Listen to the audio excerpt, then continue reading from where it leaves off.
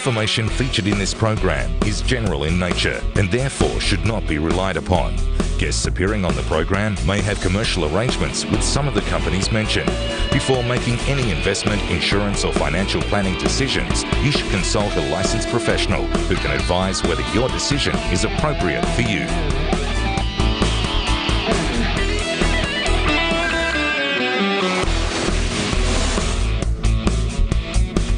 Welcome to Your Money, Your Call. It's bonds versus equities. My name is Todd from FIIG Securities.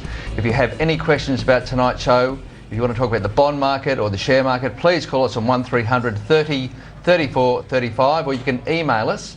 The email is yourmoney@skynews.com.au.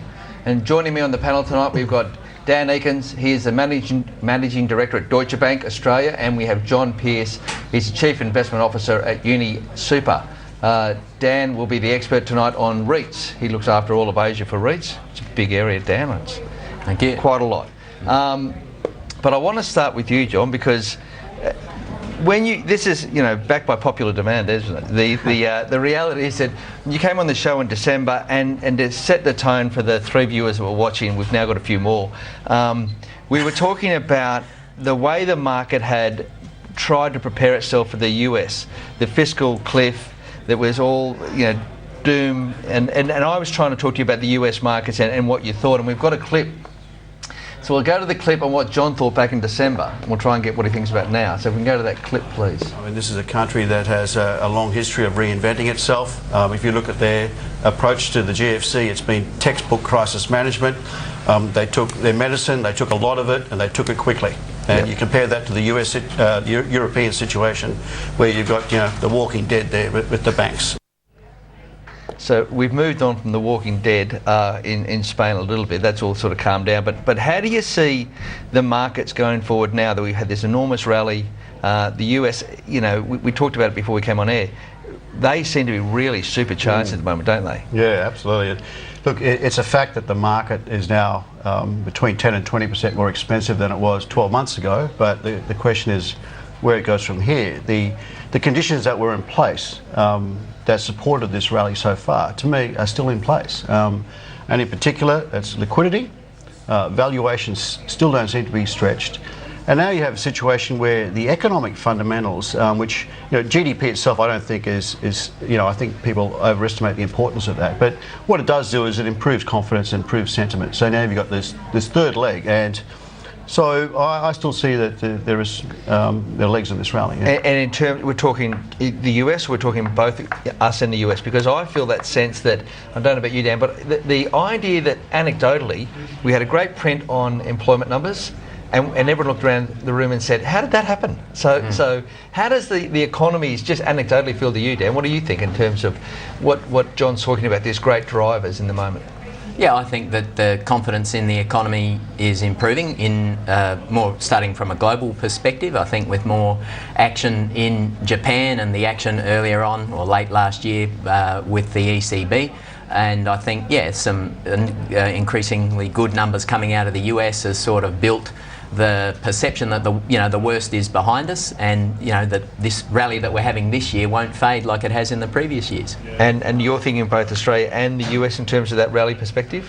Yeah, absolutely. Australia, as a matter of fact, if you think about our high over the recent past was around 6,800. Yeah. We're now about 5,100, where the Dow's already hitting its highs. So if you look at it on purely that basis, we've still got a fair way to catch up. So we're going to give the Gillard government a tick. I mean, clearly the economies are going well and everything looks very positive. But when you look at the environment, it seems to be doom and gloom. When I look at the papers and I see it, but you're right. If we wrote it down in paper, we would look pretty good compared to most economies.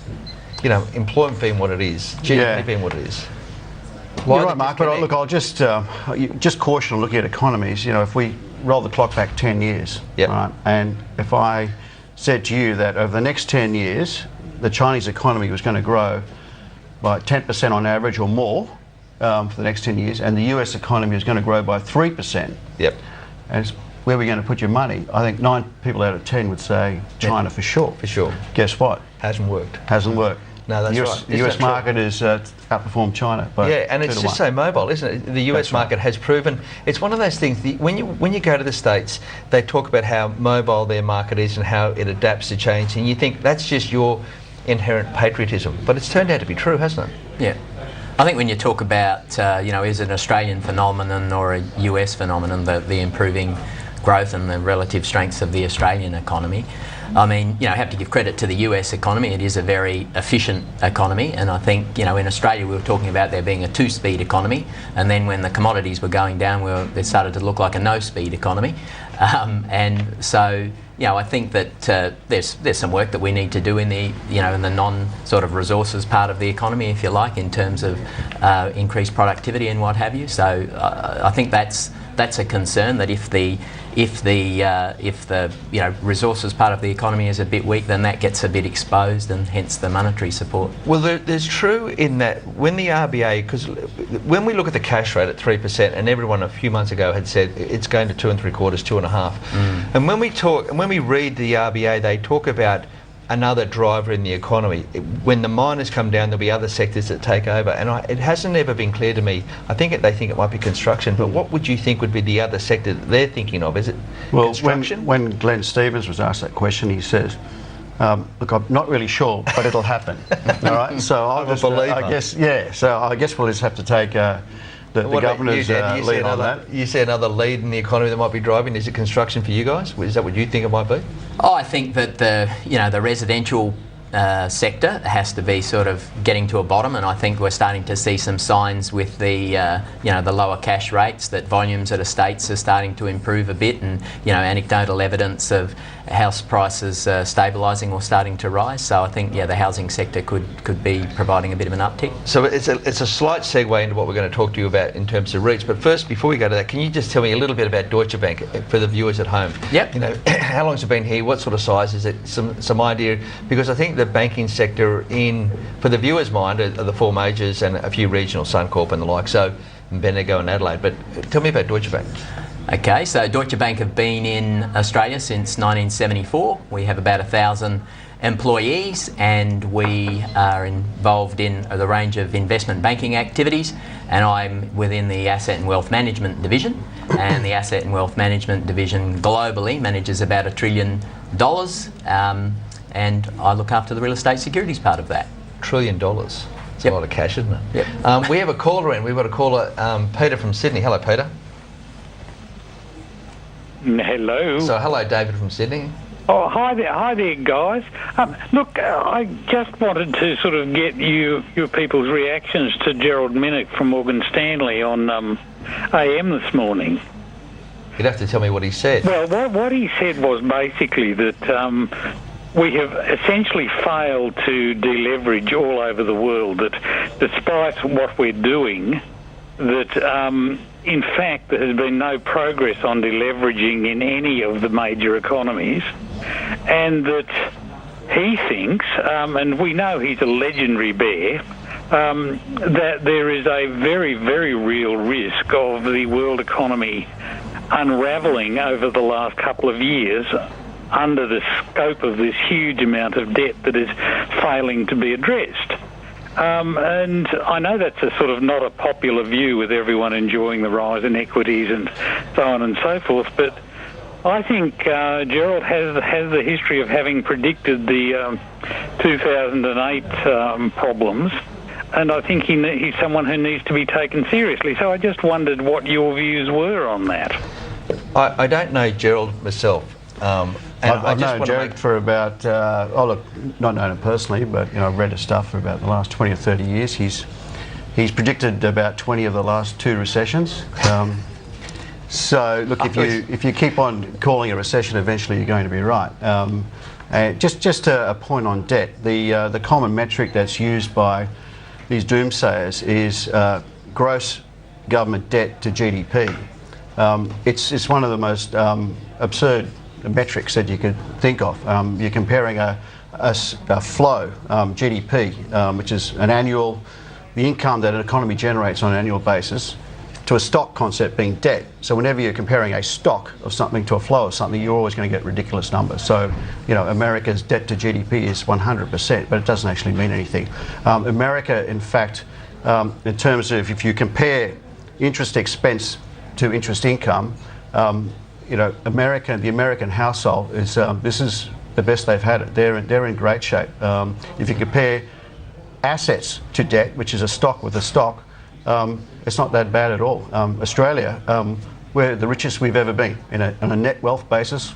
We've never ever been richer. So they're the proper metrics you should be looking at. Don't let the scaremongers use these to me. You did take my joke because I was going to say if you constantly predict something, eventually you'll be right. Yeah. So that was a broken clock is twice right a day. That's right. What about you? You'd fall into the same sort of camp in terms of you've got to get the metrics right. You've got to understand the underlying. I hate the idea where you have the opposition, whoever the flavour is, saying you can't borrow money. You'd never get ahead anywhere if you didn't borrow any money. So you need to be able to build infrastructure. You need to be able to have debts that produce assets that are long-term assets. Yeah, I think going back to the key point, you're looking at the debt and getting it in the right, getting it in balance. I mean, there's government debt and then there's the private part of it, and you know, in Japan there's huge government debt, but there's also huge private savings. So people tend to concentrate on the most exciting number, and I think that the policy makers are doing what they have to do. The idea obviously is to deal with government debt, is to get the economy growing strongly by instilling some confidence, and then with a stronger growing economy there's greater tax revenue which helps reduce government debt. So government is doing what it should be doing at this sort of stage in the cycle. Yeah, different cycles. It needs to enter in, then it needs to step out. It all makes sense. It's just a matter of how the problem with governments at the moment seems to be they can't articulate their story. They find it very hard to get the buyer in, which is the voter, to go along with their ride. And that's governments of all persuasion.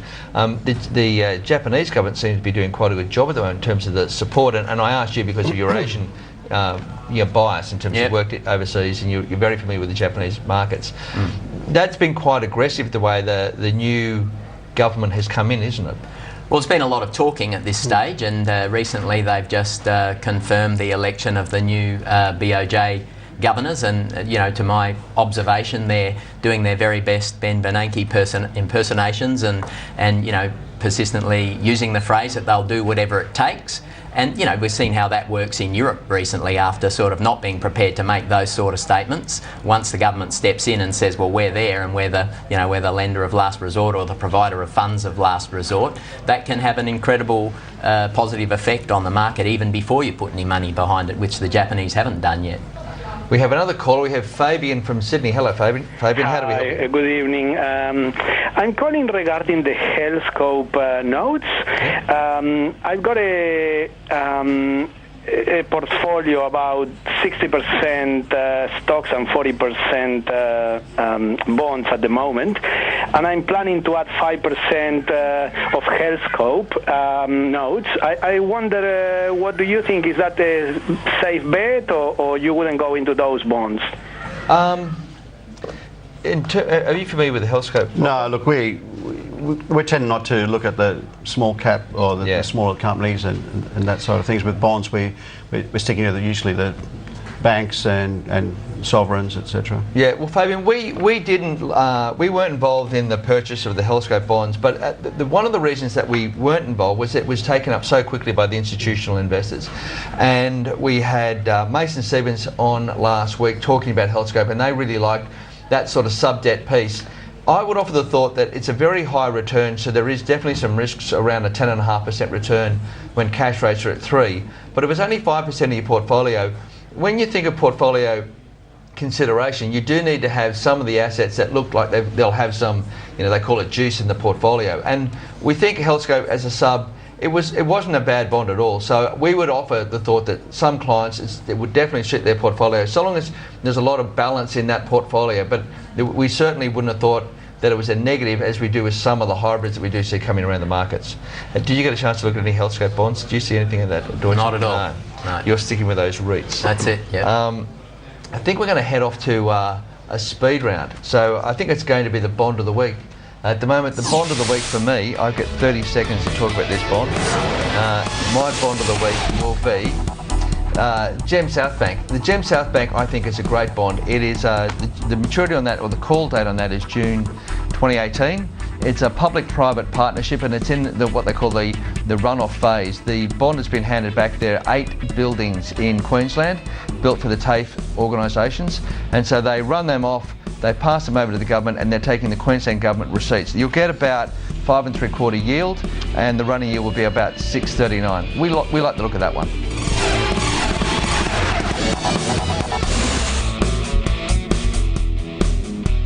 Welcome back to Your Money, Your Call. My name is Mark Todd from FIIG Securities, and tonight I'm joined by Dan Eakin from Deutsche Bank, and I've got John Pearce, the Chief Investment Officer for UniSuper. Welcome back. They're here to answer any of your questions, so please pick up the call. Call us on 1300 30 34 35, or you can email us, and the email is yourmoney@skynews.com.au. I just want to start off with the REITs. Now, Dan, Can we have a definition? We've been using the word REITs. Let's talk to the viewers and explain what they actually are. No problem. Well, a REIT is an acronym that means Real Estate Investment Trust, but basically it's just a company that owns buildings and collects rent and pays that rent out to investors as dividends or distributions. Okay, and how big is that market? So in Australia, it's about $85 billion, the market cap, so the equity part of it, but total assets are about $120 billion. Okay. And what does UniSuper think of REITs? Well, we're obviously very favourably disposed to the property market generally. Yep. We are enormous investors in property. We love the defensive characteristics of property, together with the fact that you've got revenue streams that can at least keep up with the pace of inflation. And REITs to us is just a very efficient way of accessing that asset class. As a matter of fact, they've been, to us, a much better way of investing in property than buying direct property, because they've been trading quite often at very healthy discounts. Yep. When you say a healthy discount, what does that mean for the viewers at home? Are we saying that the property value is $10 million and you can buy it for $8 million? What do you mean by the discount? Is it? We'll lead with you, and you can tell us and make sure it's the same as what he thinks. We've got a story. Yeah. Need a bit of tension with you two so far. Yeah, really. Okay. Well, that's what it is. Yeah. So if the underlying assets have a value, as you said, of $10 billion, then the stock would be available at a price that's reflecting, well, whatever it might be, $8 billion. And if you go back to probably the times when John was actively buying, they might have been around a 20 or a 30% discount to the underlying asset values. And more recently, they've sort of got back to a point where they're trading at about the underlying asset value. And those values, they're based on the revenue, the income, isn't it? It's not about, you're not trying to tell me, are you trying to tell me that the Chifley Tower, and these are sort of the buildings we're talking about, Chifley Tower and those sort of, is that the sort of building? Well, the building that I work in, 126 Phillip Street, the Deutsche Bank building, 15 of the 20 top malls in Australia are in the Westfield Trust, so those sort of quality assets. Bondi Junction, if we're talking to a Sydney audience, is an asset that they're be collecting a bit of rent from. Yes. So we'll talk about Westfield, because that's an interesting story in its own right. But in terms of the valuations, is it that somebody thinks that Bondi Junction Westfields is worth $100 million, and you say, well, I actually think it's worth 120, or is it on the rent that they get, and that's how you make your valuation? Well, ultimately, it's discounting the value of that rent that you're expecting, and that is the asset value. Because that makes more sense, doesn't it? That's right. And Westfield, I think, is a fantastic example. It's one of our favourites. When you're talking about, the quality of those retail assets is arguably the best in the world from that trust. And we think it was trading at a discount around 30-35% at its greatest. And at the same time, you're having institutions buying direct property in the market at a premium to buying the building. Yeah, right. Yeah. Which it was I guess the institutional investor market, it's inefficient worst. Yeah, and it's interesting because when you talk to the viewers at home, they think institutions are basically always right. But that's not quite the case, is it? You've just made the point that people go out and buy a building because they've got a view on it, and that it's sort of, they get too hyped. It seems to me. And in terms of Westfields, I was in the States. We were in San Francisco, and they came and built that San Francisco Westfield. That's right. And that was revolutionary to the Americans. They hadn't seen anything like that. Just the way they were able to capture flow, and you'd see it for all the people from Sydney in Bondi Junction, you'd know the same thing. You go in and you can't get out. whether it be because you keep spending money, but they do a really good job in terms of how they create it. That was the idea of the movies was just unique in San Francisco. I can tell you, they just didn't think that could happen. I think that different sorts of malls. Yeah, I mean, when you look at Westfield's an interesting story there because there's two Westfields now. There's the Westfield, effectively the old Westfield's holding company, and there's Westfield Trust, which owns the Australian assets, and the holding company mainly owns offshore assets, has a share in the Australian assets. But Westfield's been in America since the early 1970s, so they were there when the ideas of shopping centres and malls really started to take off. So it's not as though they're opportunistic and potentially a victim. They are masters or participants in that universe for a long time. So let's keep on that theme with Westfield, because I'm not that familiar with the REIT industry, but clearly they were big in the press because the Lowy family sold out of the Westfield Trust. Yes. How did the market take that? What was that seen to people? So over to you first, Dan. What did you think of that? Well, I think there was some concern in the market that since this is an example of a stock that's still trading at a bit of a discount to its underlying asset value, about an 8 or 10% discount, and they sold at a slight discount. And so, the market, people ask the question, well, what sort of an expression in the faith of the underlying value is that?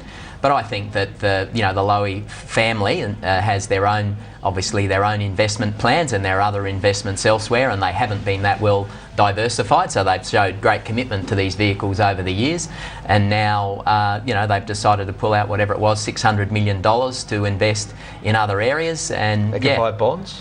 They could be buying bonds. Healthscope, probably they bought $300 million of that. All right.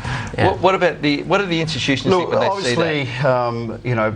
Buying property from the Lowys, you're a bit concerned. They know more about property than I'll ever know. So when they're selling it, but one of the positives, just to add to Dan's comments, that was a big line and it got absorbed pretty quickly at about a 3% discount. Now, 6 months ago, you couldn't have done that, right? So I think it was a really positive sign about the Australian market that we're seeing these big placements getting absorbed by the market very quickly, and usually that's a precursor to a lot more IPO activity. Right. As small other companies that are, now the market is right potentially for more. There's cash that's on the sideline that might have come back into different asset classes. That's right. And when we talk about REITs, what sort of returns would the viewer at home expect to get on a REIT if they were to buy that? Yeah. Well, what they can count on with a fairly high degree of confidence when they go in is the dividend yield, and that's going to be an average of around 5%. But if you take out the Westfield, the offshore Westfield, you're going to be closer to sort of 6%. And then the range of yields that they would get going in would be, up to 10%. But obviously there's a little bit of risk and return going on there. And then in terms of the capital gain that you get, well, apart from trying to forecast how people may change the way they value what they get, that underlying cash flow should grow at between sort of 3 to 5% per annum. So, and they're good numbers, do you think? Look, they are, Mark, but we should make it very clear to the viewers. I think people make the mistake of comparing them to equities, and they say, oh, well, 7%, that doesn't sound very good. I reckon BHP is going to do 15, etc. It's a completely different risk paradigm here, and 7, 8%, which is pretty solid. This is all basically cash earnings. To us, that's really solid. And I think that's the key to part of the conversations we've been having with the viewers, is trying to understand that there are different asset classes and therefore different approaches to an asset class. And I'm not 100% certain that gets through to anyone, and I blame the equity market, I'm sorry, but they constantly talk about, is it franked? Is it, I'm going to get 7% from this franked share?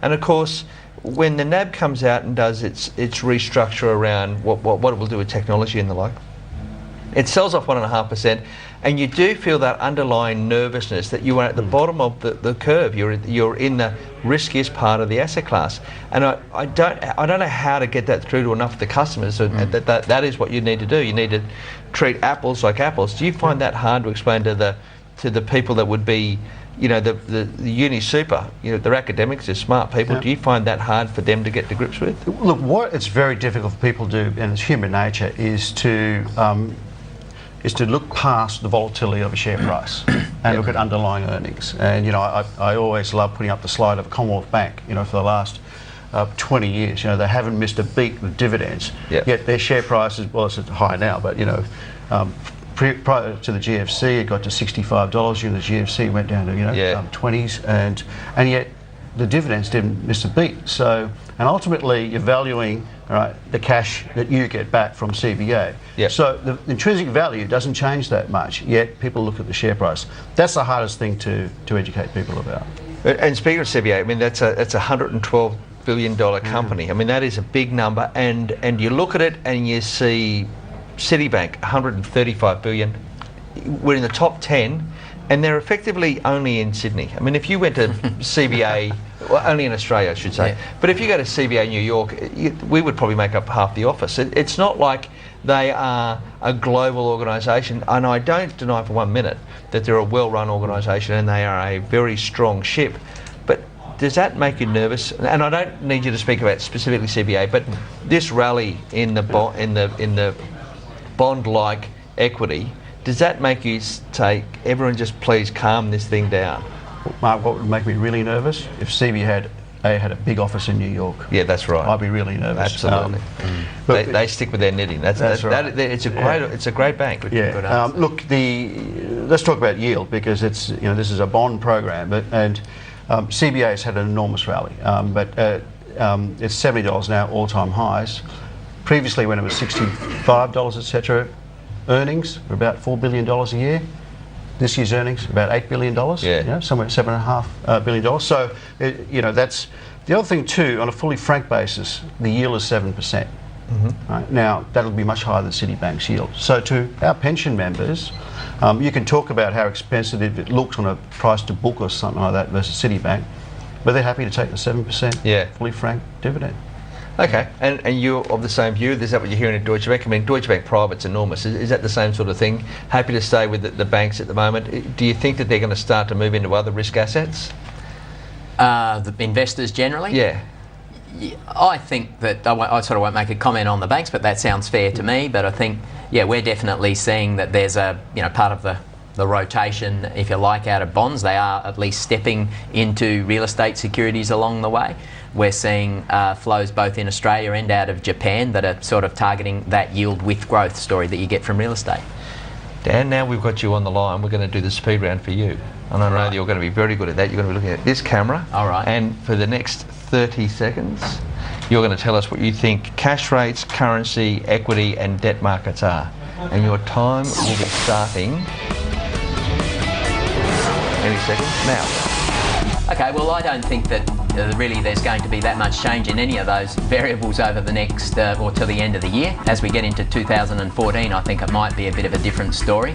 Maybe cash rates can go down, Australian cash rates can go down a little bit more from here, 25 basis points or thereabouts. Perhaps bonds will be a bit lower. I think the a bit higher. I think that Aussie equity market will probably be a little bit higher, and currency will be about where it is.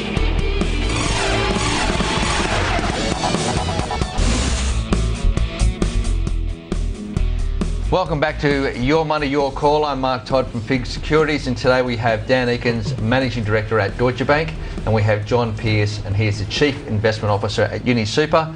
We'd love it if you're part of the program. If you have any questions, please call us on 1300 30 34 35, or you can email us, and the email is yourmoney@skynews.com.au.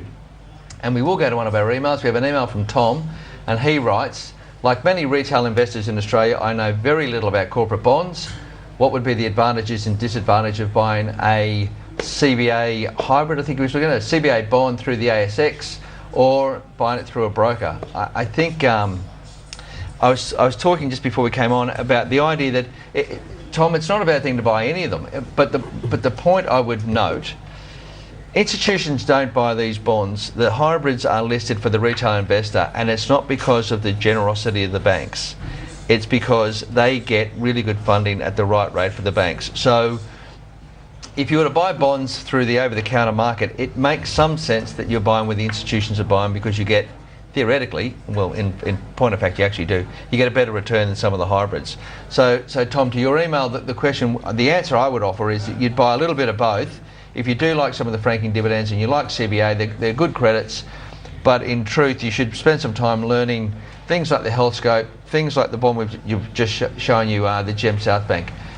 If we can bring that up, I think that's a great alternative to some of the listed paper, because of they're very safe assets. You're going to get a senior debt, it's secured against a bunch of buildings in Queensland, the TAFE buildings. It just makes some sense when you consider where the cash rates are. So at 5 3/4 fixed coupon, you get a nice fat running yield of 6.39 against a June 18 call date. So that was why I think you'd look to go at two different avenues, whether it be ASX listed or if it goes through the broker. Let's get back onto REITs. So in terms of, we were talking about the retail market and people coming into REITs. Can you tell me a little bit about the Asian influence in REITs? We were talking about that offline. The amount of money that comes through from Asia into that property market and how it comes into Australia. Yep. So we're talking really about money coming out of Japan, and with cash rates and mid-term rates in Japan being so low, there's a lot of demand for offshore yield investments, and REITs, particularly US REITs, just because it's a bigger, deeper market, but also global products, which include Australia, have been very popular. I'm not quite sure on what the number is in Australia, because it's not. The number's not as easy to find, but in America, Japanese retail investors that are yield seeking basically own $50 billion worth of the sort of $400 billion market. Wow. So it's a pretty big investment that they've got there. Do you think the GFC has affected investment in these sorts of asset classes? Do you think that the GFC has made the demand for liquidity greater?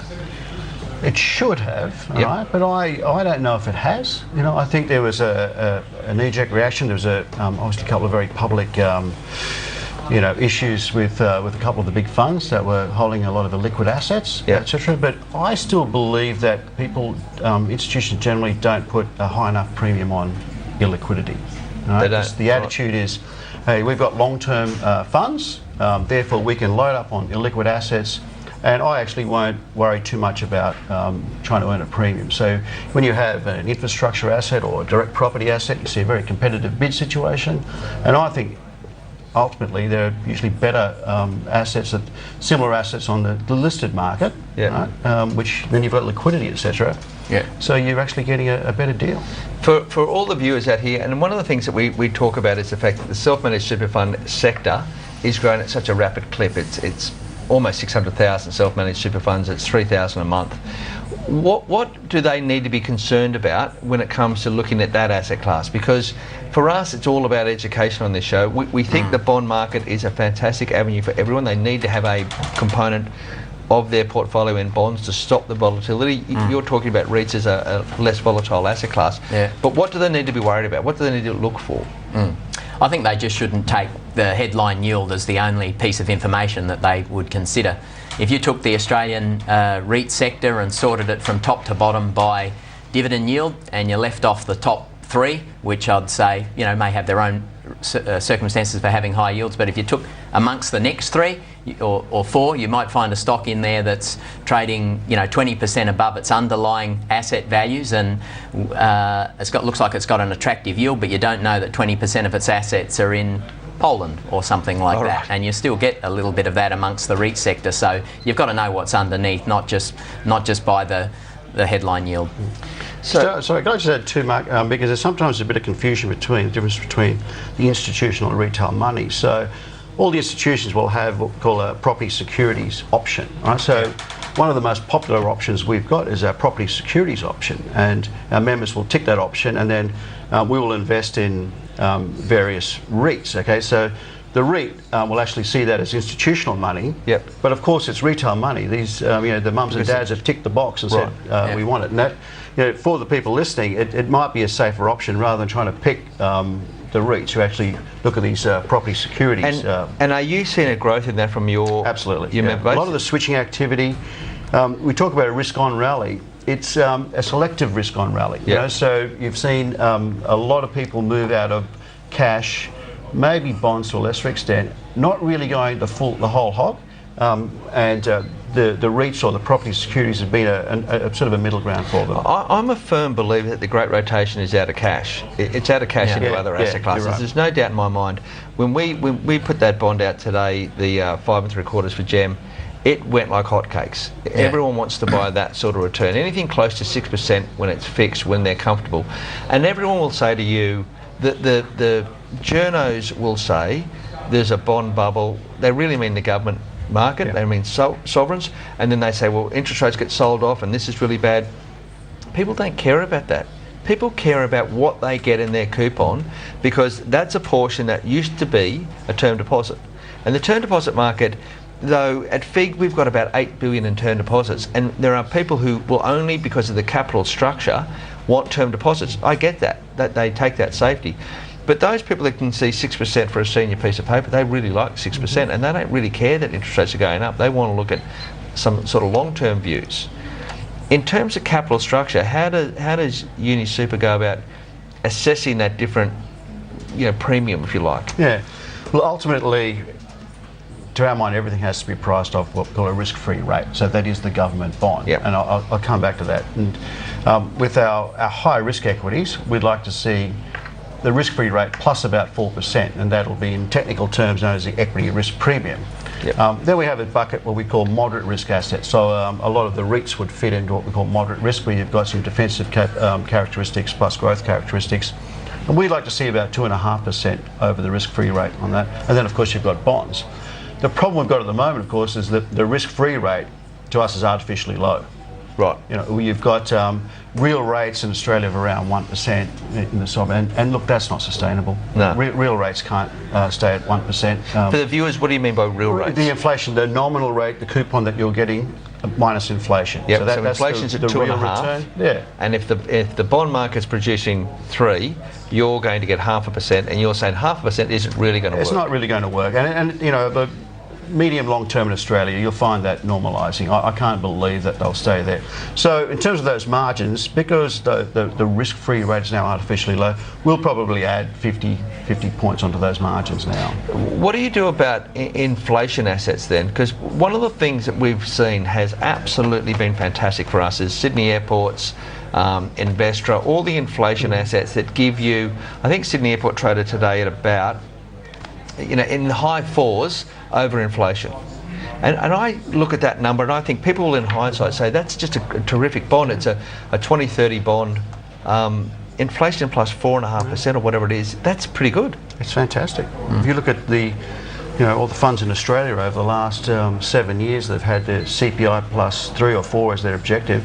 The vast majority of them haven't hit that objective. Haven't hit right? it. So if you can buy something like that, Sydney Airport is pretty good asset. Pretty good asset, isn't it? Yeah. It's Sydney Airport. So if it's a senior piece of paper and Sydney Airport couldn't pay their debt, I think somebody would want to buy that. Yeah.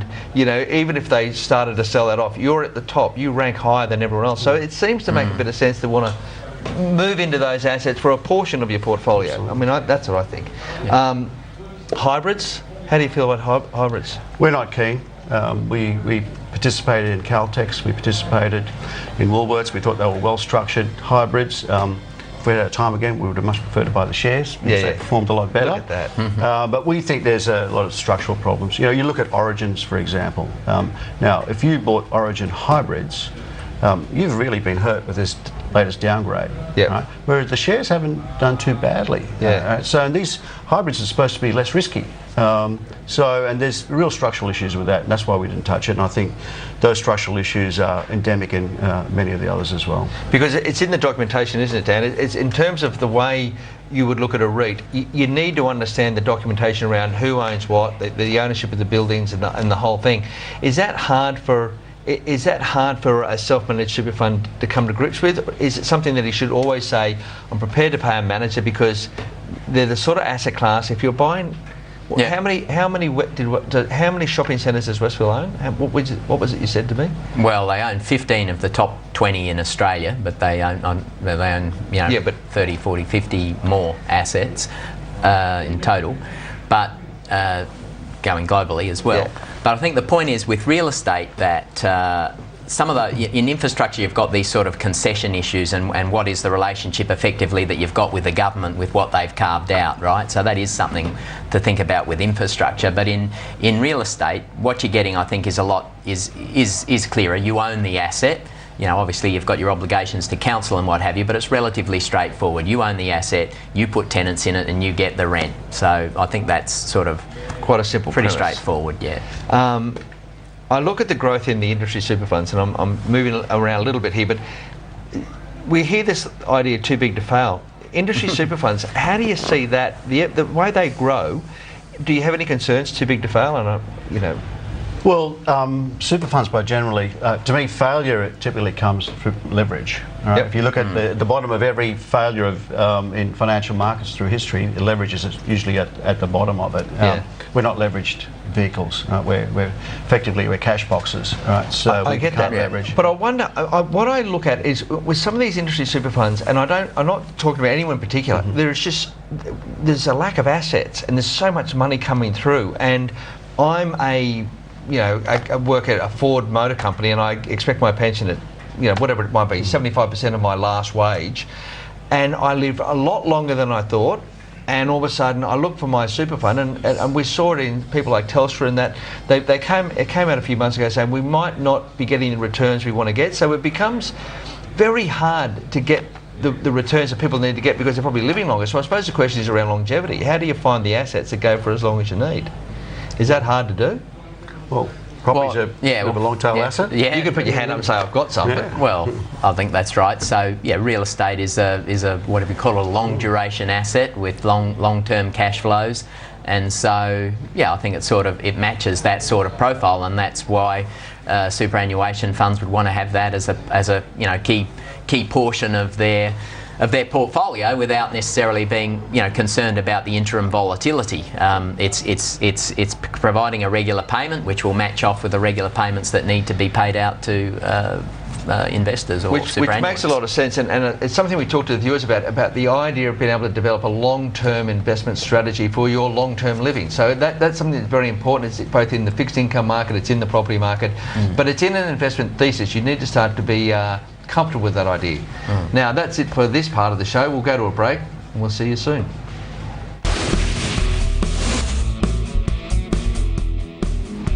Welcome back to Your Money, Your Call. It's bonds versus equities on the Friday night, and if you have any questions on the share or bond market, please pick up the phone and call us 1300 30 34 35, or you can email, and the email is yourmoney@skynews.com.au. We have an email to start with, and we'll go to this email. Sue says, "Good evening, chaps. Can you please explain what bonds are? I'm feeling inadequate, but need something other than the share market at this stage. Cheers." You definitely need something other than the shares, I can assure you. We got this email earlier in the week, and so what we've done is we've created a slide for you to show you what a bond is, and we've compared it with the equity piece. In essence, the bond is a loan or an IOU. Shares, effectively you're buying into a company, so you need to think of it like that you are the banker to the organisation, whereas the shares, you're the owner of the organisation. You have a commitment as a banker to get payment on your principal, on your interest, whereas shares, you're looking to try and get a dividend and growth in the underlying asset. In the event that the bond doesn't get paid, you can wind the company up, and that's often the case they'll do with people like Channel 9. They bought those bonds, and they were able to create an awful lot of pressure, and they were able to bring to case the fact that they may have wound up that company. Whereas in the case of the equity market, you're at the bottom part of the curve. It is a riskier part of the curve, and you're not likely to get paid, or not likely to get that pressure, and you won't get paid out, unlikely to get paid out when the company goes under, if in the event the company goes under. So that in essence gives you the difference. We think they're great for everyone's portfolio. You've got a consistent return and you get a nice coupon, and I know that John really likes them. Let's move on a little bit about, we were talking about currency. I was asking you last week about the view, and John, I want to get your thoughts on this, that the yen gets weaker, Japan comes in, it's got a new government, they say that they are going to push the currency down, And when I look at the relationship to, or the reaction to that currency, it was very surprising to me that the world isn't up in arms. We had the G20. The G20 said, "Oh, it's all right. There's no currency wars." It certainly felt like a war. As the Aussie goes up and Glenn Stevens says, "This is not good." Can you give me your idea on why that has been? And I'm looking at you as the Asian expert for this. All right, yes. Well, all of the exclusions about not making currency forecasts, which I won't make, but I mean, I think that it's an interesting political or geopolitical dynamic that drives it. And of course, the Japanese aren't the only ones that are doing something with their currency. So in a sense, it's a bit of a catch-up. That's point one. And they've made the point that they think that if anyone was going to make negative comment about what they're doing, they should look in their own backyard first, and that's very fair. I think the second point is that I think that there's the changing geopolitical situation and a need for a stronger partnership between Japan and the US, and in the past it would have been the strength of the US that may object to something like that for either directly or through the G20, and I think they're less inclined to do that in this environment. They want to see a strong Japan, and a weaker currency is better for Japan and makes for a strong Japan and makes for a better alliance, I guess. Being a buffer against the Chinese. Well, yeah, Dan's probably being a bit diplomatic, right? I think he is. He's definitely been very diplomatic. Conspiracy theorists would argue that the Americans just want to, maybe put the Chinese in their place. That seems to be the case, doesn't it? It seems the Japanese, but the Americans can't get too cute, right? Because, of course, the weaker US dollar has been a real tailwind for the American economy for the last few years, and if the American dollar starts strengthening against the yen and the euro, etc., well, that becomes a headwind. So they can't get too cute about it. And it's interesting, this currency wars is real, and it's very interesting. If you think about, and I'm going to move over to Europe, you think about the way Germany has reacted to the rest of Europe, all the southern states, yet it's been the beneficiary of some very low euro, hasn't it? Yeah. And if you're a manufacturing entity, has that been a bit of a surprise, how there's been the lack of subtlety around the German response to the global financial crisis? Well, the Germans are the last people in the world that can accuse anyone of manipulating currency, right? Because you can imagine the price of a BMW. If they were living by the Deutschmark, it'd probably be double. Yeah. So when the viewers at home hear this story about people leaving the euro, you can see that it's very hard for the Germans to actually literally do that. If they went and created a Deutschmark, they couldn't sell anything. Yeah. Their bonds trade at such low rates. Everyone thinks it's a fantastic country, so they're not prepared to be able to get out of any of the euro. They get the benefit from the euro. Yeah. And I think that's the biggest hope for the whole sort of situation with Europe resolving itself, is that the benefactor, if you like, or the guy that's providing the liquidity and backstopping, Germany, is really benefits from the continuation of the euro, and that's why that situation gets solved. And I think whilst there's a lot of outside commentary, the inside, most people in Germany, as I understand it, actually really do support the continuation of the euro. They might grumble and groan about how easily they give their money away, but that doesn't equate to them saying we want to go back to the Deutsche Mark. And it could be a personality thing, they just like to grumble. Tell me, what do you think about China? It's been a new leadership. There's a lot of flux, and they need to come through, and I think essentially they've got a whole bunch of people that they need to keep happy. One party state, I always think that's tricky. So if you've got a one party state, what do the people want? They probably want a BMW. How do you see that evolution? What do you see in China? Yeah. Look, as you know, I worked for a Chinese company for a few years, so I'm very qualified to say that nobody's got a clue, because I haven't. The reality is that China represents our biggest opportunity and our biggest risk. Yep. It really is that binary. And we just spent a lot of time talking about Greece and now Cyprus, etc., and American sequestration, but really all roads lead to China in terms of our risk and our opportunity. In terms of financially, they've got the financial grunt to weather a lot of storms over the next few years. So I'm not too worried about that. Really worried about inflation, because the Chinese are petrified of inflation. It's something that they can't control, particularly because the food prices are so volatile. And if they start clamping down, and one of the things that the new guy has mentioned, he kept the planned growth rate at 7.5, and that was all good, tick, tick, tick. Reduced the inflation target from 3.5 to 3%. That to me is very significant. So they see inflation as being a bigger priority. Any signs of it, they'll slow down that economy, and Australia will wear the repercussions. Why are they so obsessed? I mean, Germany, we can understand. Germany had 1920 hyperinflation. Yeah. Why the Chinese are so concerned?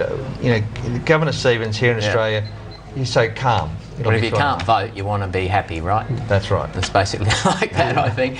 And so, there's a property angle with some of the issues that you're talking about with China there and keeping the population happy. It's a balancing game. They don't want there to inflate a bubble in the residential sector. Now, clearly, you can make a good case that there's very strong demand through urbanisation, but still things can get out of whack where the supply is not sufficient for the demand, and more investors are buying the stock than the mum and dads that you'd like to keep happy by giving them somewhere to live. So the government's that's been a key part of the government's policy, is to manage the residential sector, and in the last couple of weeks they expanded their administrative measures. In the absence of having such a pervasive monetary policy or ability and to develop monetary policy tools, they slap on things like increase the stamp duty, say that you're not allowed to own more than one home in each region, or more than two per family, or various rules like that. And they're trying to balance the situation. They want people to be accommodated, that keeps them happy, but they don't want the prices to be skyrocketing, potentially risk the financial sector and have people finding that housing is unaffordable. I think your point's right. They want to keep the people happy, and I think that's always challenging. We could talk about this for hours, but unfortunately we're at the end of the show. I'd like to thank John Pearce from UniSuper for coming on the show yet again. So it's been great. We want to keep having him on. And Dan, thank you very much for you coming on the show. Deutsche Bank interests are always very interesting to hear. I'm Mark Todd from FIIG Securities. We'll see you next week. Have a good weekend. Thank you. The information featured in this program is general in nature and therefore should not be relied upon. Guests appearing on the program may have commercial arrangements with some of the companies mentioned. Before